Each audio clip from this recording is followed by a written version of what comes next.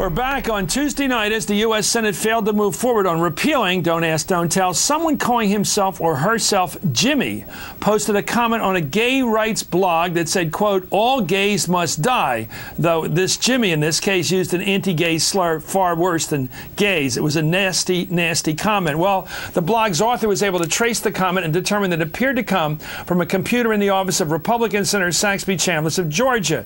On Wednesday, someone in Chambliss's office put out a statement that said, in part, the Sergeant at Arms has worked side by side with our personnel to determine whether the comment in question emanated from our office. That appears to be the case.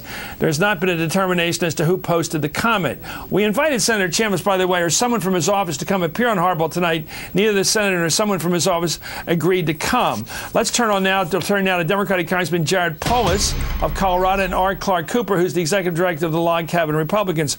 Well, late today, somebody grabbed a hold of the Senator Chambliss, the Hill newspaper reporter, apparently was one of the reporters, and got him to say, quote, I won't tolerate any kind of sentiment like that. We'll have to see what's found out. Well, he's still keeping his options open, saying he won't tolerate. Your thoughts on that, Congressman Polis? I don't know. You know that everybody who works in your office works for you. Anybody gets into your office, it's your responsibility. What's your reaction to this and the way he's handled it? Yeah, he ought to be able to find out who did it. You know, we're talking about an office with 6 people, 8 people, 10 people tops. Find out what the computer terminal was, who was in the office at the time. You get it down to 2 or 3 people. You find out. You take a quick action. The real problem is, I mean, how many Republican staffers are out there have these kinds of crazy ideas that are so far removed from the American mainstream and contrary to our American values? Let me go to Clarke Cooper on that. You represent gay Republicans in your organization and do a great job of it. Is there still these throwbacks in these offices of Republican congresspeople and senators? Not at all. In fact, you not at all? No. Wait a minute. This didn't happen. No.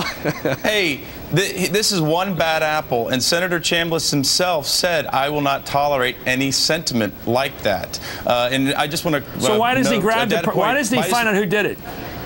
Well, he's going through the due process. In fact, I think it's actually appropriate that the Sergeant at Arms investigate the IP address. And by the way, he doesn't have just 6 or 8 staffers. Senator Chambliss has 42 or 44 staffers. You are playing defense here, Clarke, and I don't know why. This apparently came from his Atlanta office. It didn't come from his Washington office or any committee of staffers. It came from one office in Atlanta, and then somebody in the office did it. Why doesn't he call up this office, talk to his chief of staff, and find out how he did it? Why is he bringing in the Democratic appointed Sergeant at Arms who doesn't even know the people in the office? Wouldn't you, if you were the boss, want to find out immediately and find out who did it and take responsibility and not try to outsource it? Of course. And so I'm not Senator Chambliss, but I would presume that this staffer probably won't have a job in the near future. It's a no-go. I don't think any member, House, Senate, Republican or Democrat, would tolerate it. How many days do you think? How many weeks do you think he should have to find out who did it? Oh, I don't know. I would say that this is going to be probably taken care of very quickly. I'm not going to guess as to the process or timeline for the Sergeant at Arms. What they're probably doing is looking to make sure that they have this airtight so that they can actually move forward and take the corrective personnel action. The Hill has changed from when I worked there. In my day, a politician was, Congressman, you get in here, you are responsible for everybody who works in your office. They serve at your pleasure. It's not a civil service. You don't have to go through the procedures. You find out who did it and you nail them. Your thoughts, Congressman? Yeah, I was going to say, first of all, Clarke has a tough job being a member of a club that doesn't want him as a member. But moving beyond that, again, this is something that if it takes more than a couple days, it begins to get suspicious. So, I mean, look, a benefit of a doubt, another day, 2 days. If it takes beyond that, I mean, what's the problem?